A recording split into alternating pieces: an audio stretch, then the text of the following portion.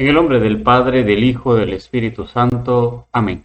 Ven Espíritu Santo, llena los corazones de tus fieles, enciende en ellos el fuego de tu amor. Envía, Señor, tu Espíritu Creador y se renovará la paz de la tierra. Oh Dios, que has iluminado los corazones de tus hijos con la luz del Espíritu Santo, haznos dóciles a tus inspiraciones para gustar siempre del bien y gozar de tu consuelo. Por Jesucristo nuestro Señor. Amén. Lección número 20. El sacramento de la penitencia en su cuarta y última parte.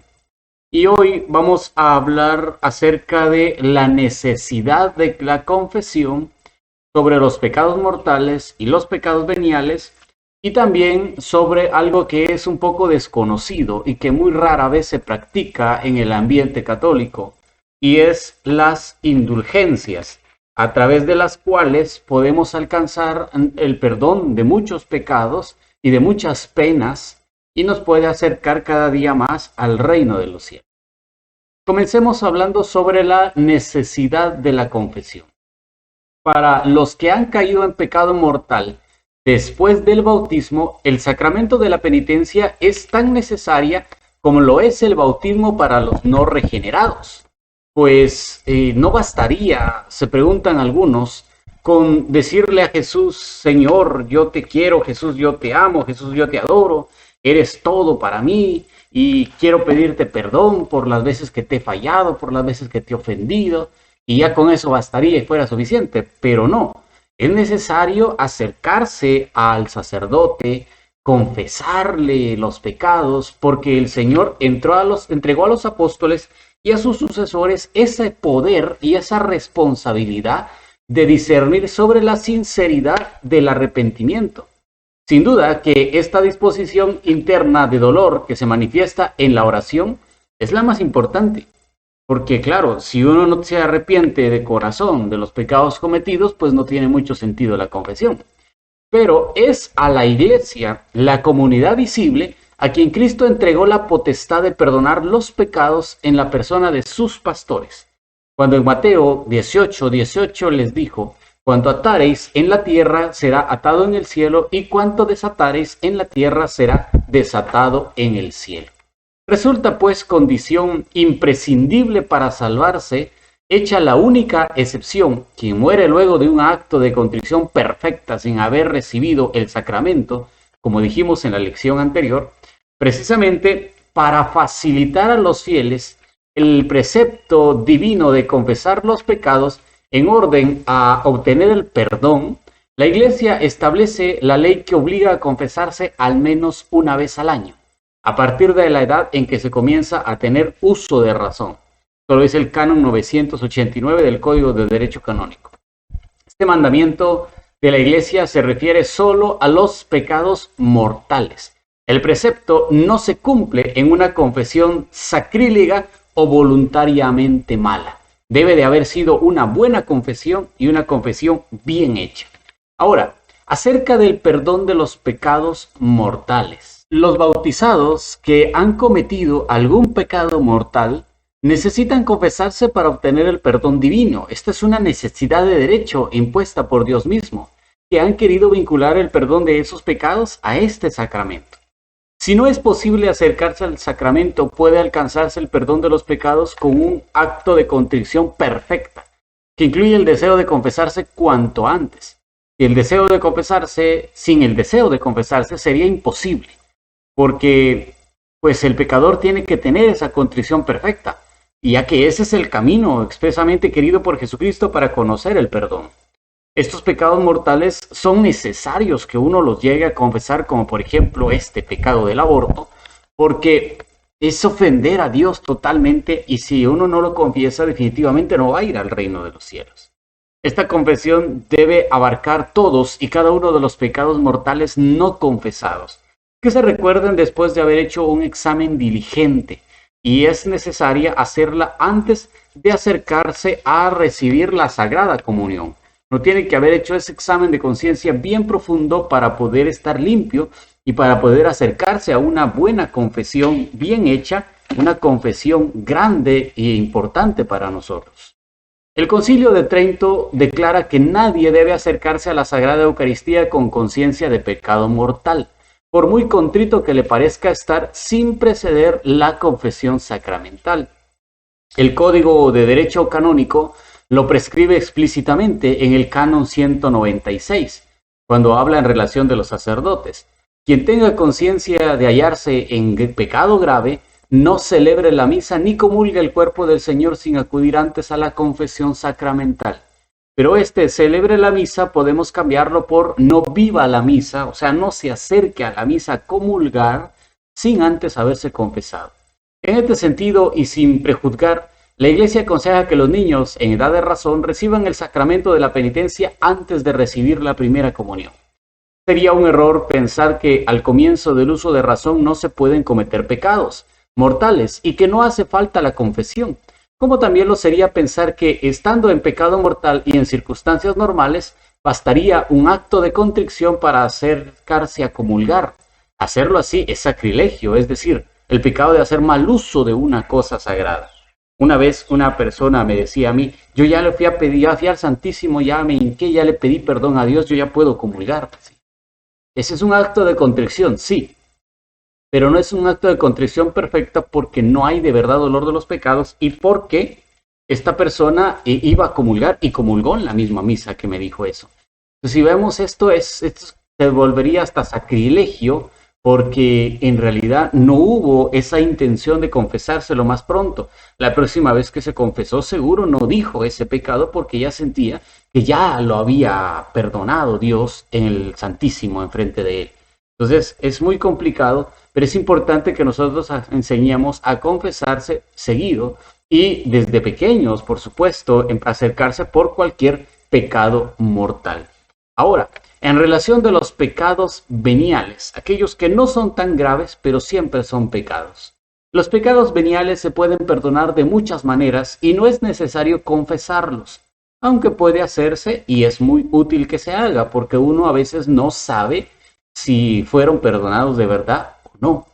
Son tan grandes los efectos saludables de la confesión que la Iglesia exhorta vivamente a todos a ellos a acudir a ella con frecuencia. Y es que la práctica de acudir al sacramento de la reconciliación no puede reducirse a la sola hipótesis de pecado grave.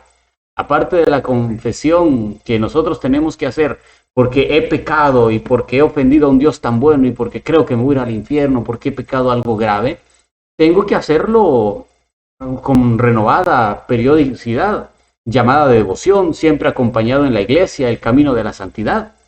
O sea, no tengo que esperar a que yo tenga algún pecado mortal para confesarme, no, realmente tengo que confesarme si fuera posible todos los meses. Aunque la iglesia manda una vez al año, es mejor todos los meses, pero si quiero hacerlo todavía mucho mejor, como lo hacen algunos papas, por ejemplo el Papa Juan Pablo II, pues bueno, confesémonos todas las semanas, semana tras semana, semana tras semana. Pero si no se puede, pues lo menos una vez al mes. Pero no esperemos el precepto que dice una vez al año y por eso pues sí, una vez al año me voy a confesar, no, sino que tiene que ser una vez al mes mínimo. Ahora hablemos de algo que es un poquito desconocido y son las indulgencias. La palabra indulgencia proviene del latín indulgeo, que significa ser indulgente y conceder. Por tanto, la indulgencia es algo que se concede en favor nuestro. Ubiquémonos unos siglos atrás para conocer que la práctica de las indulgencias fue encuadrada por la Congregación de las Indulgencias, creada por el Papa Clemente VIII de 1592 a 1605, e integrada a la Curia Romana por Clemente IX en 1669. Sus competencias fueron transferidas en 1908 al Santo Oficio y en 1917 a la Penitenciaría Apostólica. Cabe destacar que el Papa Pablo VI, con la Constitución Apostólica Indulgentarium Doctrina de 1967, dio paso a la reordenación de la práctica de las indulgencias, que se completó en el nuevo texto del Manual de las Indulgencias, para que de ahí se derivase una unión más íntima de todos los miembros de la Iglesia y un mayor fervor de caridad, dejando claro que el fin fundamental de las indulgencias sigue siendo la satisfacción de la pena temporal, debida por los pecados cometidos en la vida terrena, perdonados ya en cuanto a la culpa. O sea, nosotros tenemos que tener presente esto, que las indulgencias sirven solo si el pecado ya ha sido perdonado. Porque como nosotros explicamos en la lección 19, el pecado deja dos cosas en el alma, una pena y una culpa. La culpa en relación del pecado se perdona cuando uno se va a confesar, pero la pena no. La pena se tiene que limpiar en el purgatorio o en un sufrimiento aquí en la tierra, y las indulgencias son la mejor forma para limpiar esas penas sin necesidad de pasar, digámoslo así, por el purgatorio. Entonces, incluso después de perdonada la culpa, en el sacramento de la penitencia o la reconciliación, en realidad las penas quedan ahí, quedan restos del pecado que purificar, y esto lo demuestra la doctrina católica en lo que se refiere al purgatorio. Las almas de los difuntos que han pasado a la otra vida en la caridad de Dios, verdaderamente arrepentidas, antes de haber satisfecho con dignos frutos de penitencia por las culpas cometidas y por las omisiones, son purgadas o pagadas después de la muerte con penas purificatorias. Estableció el Segundo Concilio de León en la sesión 4. Entonces, si nos damos cuenta, es una verdad de fe el hecho de que las almas del purgatorio no están totalmente purificadas, y esto debido a las penas que van cargando encima por los pecados que han cometido, aunque se les haya perdonado. Evidentemente, entre los hijos de Dios se da una solidaridad o ayuda sobrenatural, gracias a la cual, así como el pecado de uno perjudica a todos los demás, también la santidad de uno beneficia a todos los otros. Se trata de la solidaridad en el pecado en Adán, en la gracia en Cristo. Así pues, los fieles pueden prestarse mutuamente ayuda para conseguir su fin sobrenatural, y es alcanzar la salvación en la comunión de los santos. La vida de cada uno de los hijos de Dios se une en Cristo, y por medio de Cristo con la vida de todos los hermanos, en la unidad que debe existir entre los hijos de Dios hasta llegar a formar una sola persona mística. Es muy importante recordar cuál es el tesoro de la Iglesia, el valor infinito e inagotable de los méritos de la redención de Cristo, de las oraciones y de las buenas obras de Santa María y de todos los santos. La Iglesia, consciente de estas verdades desde los primeros tiempos, conoció y emprendió varios caminos para que los frutos de la redención divina se aplicasen a cada uno de los fieles, y los mismos cooperasen a la salvación de los hermanos. Es necesario conocer entonces que el Código de Derecho Canónico regula las indulgencias detalladamente en su libro 4 en la parte 1. Estos cánones del 992 al 997, los cuales definen la indulgencia en los siguientes términos. La indulgencia es la remisión ante Dios de la pena temporal por los pecados ya perdonados. En cuanto a la culpa, que un fiel dispuesto y cumpliendo determinadas condiciones consigue por mediación de la Iglesia, la cual, como administradora de la redención, distribuye y aplica con autoridad el tesoro de las satisfacciones de Cristo y de los santos. En este orden de ideas, el Vaticano, en el Catecismo de la Iglesia Católica, aclara sobre las indulgencias en su numeral 1471 que la doctrina y la práctica de las indulgencias en la Iglesia están estrechamente ligadas a los efectos del sacramento de la penitencia. Todo fiel puede lucrar para sí mismo o aplicar por los difuntos a manera de sufragio las indulgencias tanto parciales como plenarias. De igual manera, en el numeral 1478 indica que las indulgencias se obtienen por la Iglesia, que en virtud del poder de atar y desatar que le fue concedido por Cristo Jesús, interviene en favor de un cristiano y le abre el tesoro de los méritos de Cristo y de los santos para obtener del Padre de la misericordia la remisión de las penas temporales debidas por sus pecados. Además, en el numeral 1479 dice al respecto: puesto que los fieles difuntos en vía de purificación son también miembros de la misma comunión de los santos, podemos ayudarle entre otras formas, obteniendo para ellos indulgencias de manera que se vean libres de las penas temporales debidas por sus pecados. Y en el numeral 1498 nos aclara que, mediante las indulgencias, los fieles pueden alcanzar para sí mismos y también para las almas del purgatorio la remisión de las penas temporales en consecuencia de los pecados. En efecto, la indulgencia no perdona los pecados, sino que ofrece un indulto de la pena temporal, ya sea terrena o tras la muerte en el purgatorio. El Papa, los obispos y los cardenales son quienes pueden conceder la indulgencia a cambio de diversas acciones o rituales.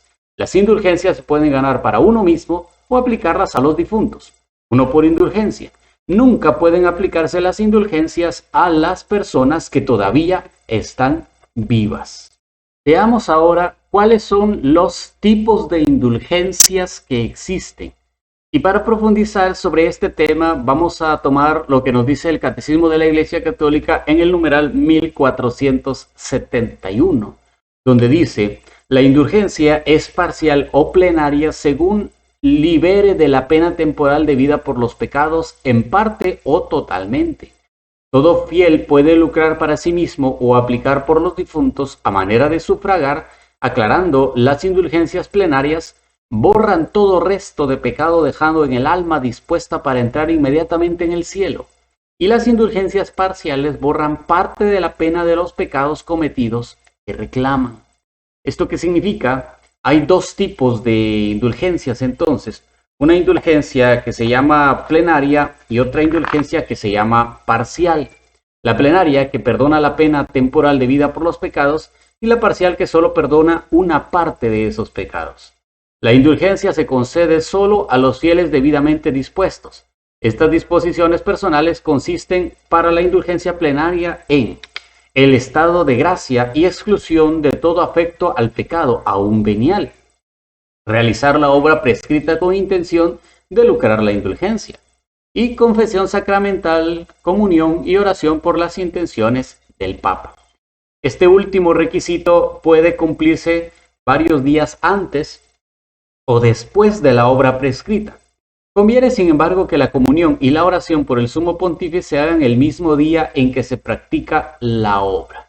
O sea, nosotros tenemos que tener claro que para ganar una indulgencia, tenemos que tenerlo bien claro, para ganar una indulgencia plenaria se requieren estas tres cosas: estar en estado de gracia, no tener afecto al pecado, aunque sea al venial, o sea, sentir un dolor total y una repugnación clara hacia el pecado, realizar la obra que me va a llevar a ganar esa indulgencia, que ya lo vamos a ver dentro de un momento, y confesarme ese mismo día, si fuera posible, comulgar en la misa de ese mismo día y orar por las intenciones del Papa ese mismo día. O sea, todo se requiere que sea de manera perfecta para que la indulgencia llegue, pero seamos sinceros, si ganamos una o varias indulgencias plenarias, estamos limpiando nuestra alma de tal forma que difícilmente vamos a ir al purgatorio. Quizá, y Dios lo quiera, de tanto practicar indulgencias, que vamos a ir directamente al reino de los cielos. Y por eso es importante las indulgencias. Para lucrar la indulgencia parcial se requieren dos cosas: el estado de gracia y el arrepentimiento y la realización de la obra prescrita. Aparte de lo que ya se dijo, ¿verdad? De la comunión, de la oración por el Papa y lo demás. Hay que tener en cuenta también lo siguiente, que la plenaria se convierte en parcial cuando falta la plena disposición o no se cumplen las tres condiciones establecidas. O sea, yo quiero conseguir una indulgencia plenaria que me borre todo, pero fallé un poquito en algo, no se me concede la plenaria, sino que se me rebaja a una indulgencia parcial. Se me perdona una parte solamente según el acto de contrición que yo haya hecho en el corazón. Porque según el amor que le ponga, así será perdonado nuestros pecados. El que mucho ama, dijo Jesús, se le perdona mucho. Pero el que poco ama, se le perdona poco. Entonces, por eso las indulgencias se basan en eso. Tengamos en cuenta lo siguiente. Solo se puede ganar una indulgencia plenaria cada día, excepto en el caso de muerte. En el caso, si estoy en caso de muerte, por ejemplo, estoy en una guerra, están bombardeando, no sé si me voy a morir, lo más seguro es que sí me muera en esa guerra. Entonces puedo ir a hacer la intención, rezar la indulgencia plenaria, no sé, rezar 2, 3, 4, 5 indulgencias plenarias y ganarlas, buscar si hay un sacerdote cerca y confesarme y comulgar en la misa ese día, porque sé de todas maneras que me van a matar ese día. Entonces puedo, o voy a morir ese día, o estoy en peligro de morir ese día, puedo alcanzar más de una indulgencia. La oración por el Papa y la comunión han de hacerse el mismo día de la indulgencia. Una misma confesión puede servir para ganar varias indulgencias plenarias. Cada indulgencia puede aplicarse a uno mismo o al alma de un difunto, pero no es aplicable a otra persona viva en la tierra. Es decir, puedes sacar un alma del purgatorio dedicándole una indulgencia plenaria, pero no puedes enviar al purgatorio o al cielo a una persona que ya está viva. No puedes hacer eso. Solamente aplica para las que están en el purgatorio, en los fieles difuntos. Ahora, ¿cuáles son las indulgencias, cuáles las condiciones para la indulgencia plenaria? Para ganar una indulgencia plenaria, además de querer evitar cualquier pecado mortal o venial, hace falta rezar o hacer la obra que incorpora la indulgencia cumpliendo 3 condiciones: la confesión sacramental, la comunión eucarística y la oración por las intenciones del Papa. Con una sola confesión sacramental puede ganarse varias indulgencias plenarias. En cambio, con una sola comunión eucarística y una sola oración por las intenciones del Papa, solo se gana una indulgencia plenaria. Las 3 condiciones pueden cumplirse unos días antes o después de rezar o hacer la obra que incorpora la indulgencia. Pero es conveniente que la comunión y la oración por las intenciones del Papa se realicen el mismo día. La condición de orar por las intenciones del Papa se cumplen si se reza a su intención un solo Padre Nuestro y un Ave María, pero se concede a cada fiel la facultad de orar con cualquier fórmula, según su piedad y su devoción. O sea, yo voy a orar por el Papa Francisco, un Padre Nuestro, un Ave María, por las intenciones del Papa Francisco.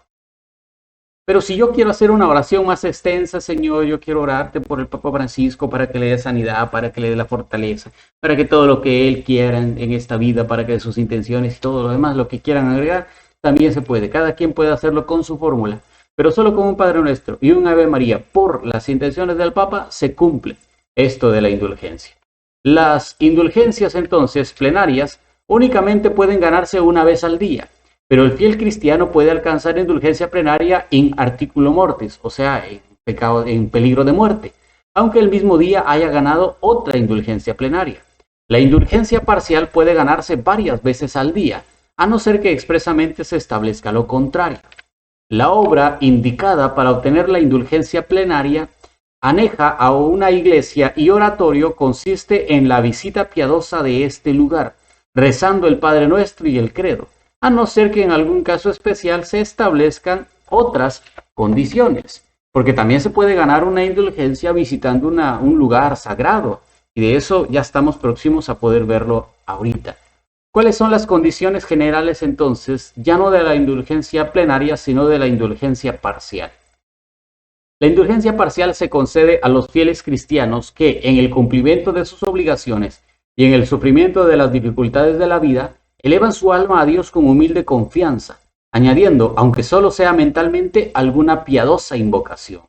La indulgencia parcial se concede al fiel cristiano que, movido por el espíritu de fe, se entrega a sí mismo a sus bienes, su consentimiento de misericordia, al servicio de los hermanos necesitados.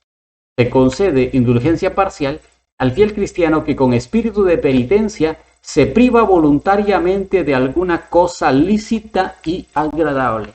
Acordémonos que un buen número de indulgencias parciales pueden limpiar lo que limpia una sola indulgencia plenaria, pero como a veces cuesta ganar las indulgencias plenarias y sí se pueden ganar varias indulgencias parciales el mismo día, pues luchemos por ganar las indulgencias parciales. Las siguientes oraciones y acciones, entre otras, porque hay muchas más, tienen indulgencias plenarias si se cumplen las condiciones requeridas. Por ejemplo, el A ti, oh Dios, te alabamos, o conocido como Te Deum, del 1 de enero y en la solemnidad de Pentecostés. Si se reza, se confiesa, se ora por el Papa y se comulga ese mismo día, y aparte se reza el A ti, oh Dios, te alabamos, el Te Deum, el 1 de enero y la solemnidad de Pentecostés, es seguro que usted tiene indulgencia plenaria. El Adoraos Postraos o el Tantum Ergo, el Jueves Santo después de la misa y en la Cena del Señor, y en la acción litúrgica del Corpus Christi también consiguen indulgencia plenaria. El Dulcísimo Jesús mío, el acto de reparación rezado públicamente el día del Sagrado Corazón de Jesús. También el miradme, oh mi amado y buen Jesús, los viernes de Cuaresma. El Ven Espíritu Creador, el Ven y Creator, rezado públicamente el 1 de enero y en la solemnidad de Pentecostés. Rezar el Via Crucis ante las estaciones, pensando de una a otra, por lo menos quien lo dirige, meditando las escenas si se desea con alguna oración vocal. O sea, no es solo rezarlo, sino que meditarlo, pensar que nos duela todo lo que Jesús hizo en ese Via Crucis. También el rezo del Santo Rosario, realizándolo en una iglesia, en un oratorio, en familia, en una comunidad. Es suficiente con rezar solo 5 de los 15 misterios, con la meditación de los misterios que se rezan. Sería de los 20 misterios que faltan, ¿verdad?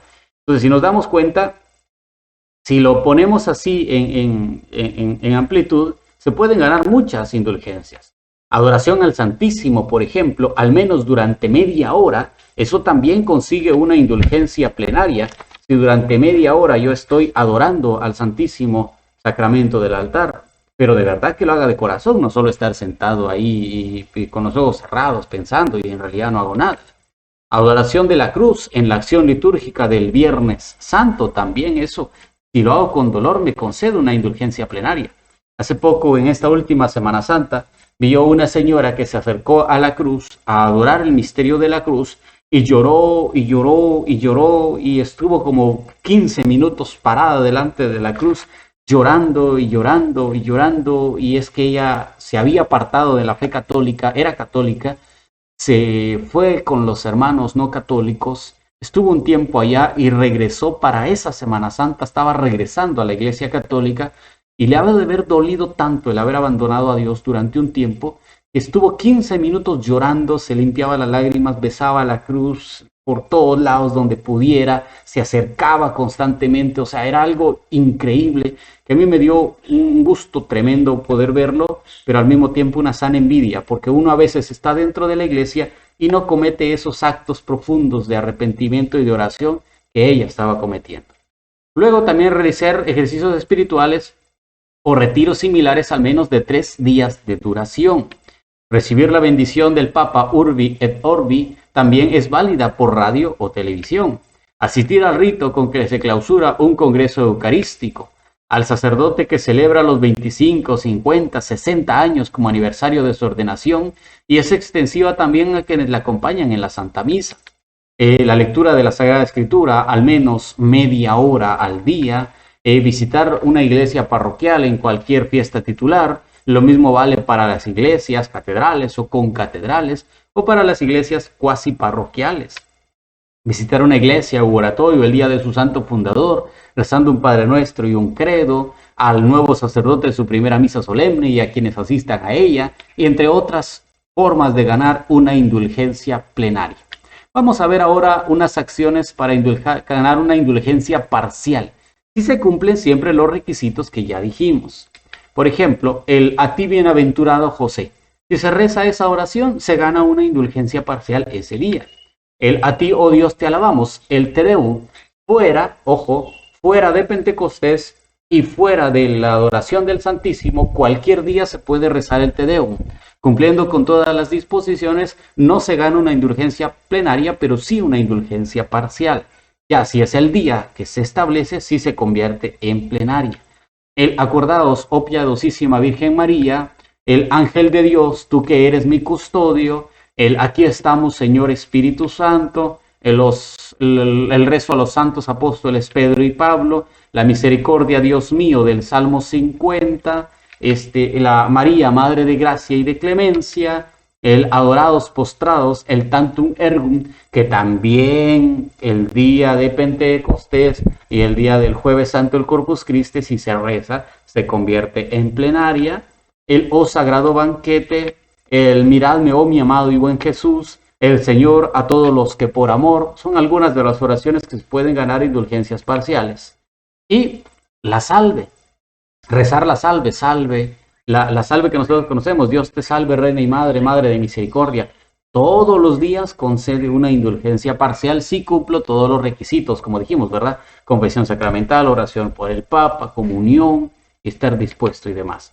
Rezar el Santo Rosario, rezar el Ángelus durante el tiempo ordinario, rezar el credo, ya sea el apostólico o el niceno constantinopolitano, rezar el Regina Coeli durante el tiempo pascual, rezar las lauderas o vísperas del oficio de los difuntos, el rezo de cualquiera de las letanías aprobadas por la Iglesia, entre las otras como la del Santísimo Nombre de Jesús, del Sagrado Corazón de Jesús, de la Preciosísima Sangre de nuestro Señor Jesucristo, de Santa María Virgen, de San José y de los santos, rezar las oraciones para pedir por las vocaciones, rezar por la unidad de los cristianos, entre otro montón de oraciones a través de las cuales nosotros podemos ganar ya sea una indulgencia plenaria o una indulgencia parcial. Con esto entonces llegamos al final de nuestra lección número 20. Si Dios quiere nos veremos en la lección número 21. Ave María Purísima, sin pecado concebida. En el nombre del Padre, del Hijo y del Espíritu Santo. Amén.